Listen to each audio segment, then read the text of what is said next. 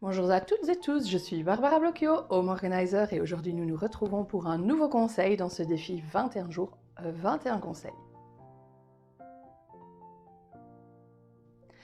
Certaines personnes se demandent que faire de toutes les boîtes en plastique que l'on peut accumuler.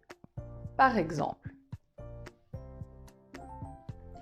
ces fameuses boîtes en plastique que l'on peut trouver dans les rayons boucherie ou dans les livraisons de plats à emporter.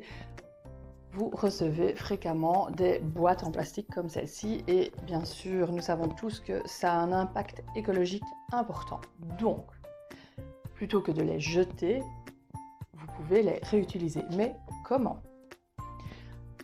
Une première façon, je vais vous mettre une photo, c'est de les réutiliser en vous en servant comme séparateur dans vos tiroirs. Mettons que vous avez un tiroir de bureau avec différents types de matériel. Vous utilisez les boîtes sans les couvercles et vous les glissez dans le tiroir et vous allez pouvoir faire une boîte avec l'école, une boîte avec tout ce qui est agrafe, une boîte avec tout ce qui est ciseaux.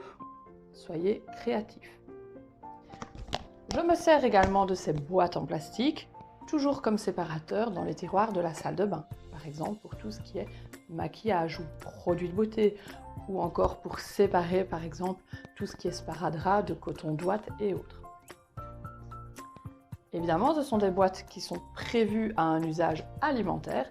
Vous pouvez donc vous en servir pour congeler, proportionner vos petits plats. C'est ce que je fais ici lorsque je fais du potage ou lorsque je fais des plats en grande quantité. Je les portionne et je les mets dans des boîtes comme celle-ci pour aller au congélateur par la suite. Elles peuvent être également utilisées pour certains types de jeux de vos enfants. Exemple. Donc ces boîtes peuvent être également utiles, pratiques pour les jeux des enfants. Voici. Notre grand a reçu des pixel art, des perles à repasser, mais enfin voilà, à Saint-Nicolas.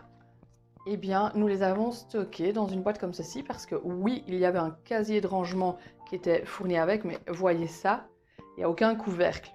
Donc, qu'est-ce que nous avons fait? Nous avons trouvé une boîte en plastique dans laquelle ça rentre et sur lequel j'ai un couvercle pour éviter de me retrouver avec toutes ces petites perles partout par terre.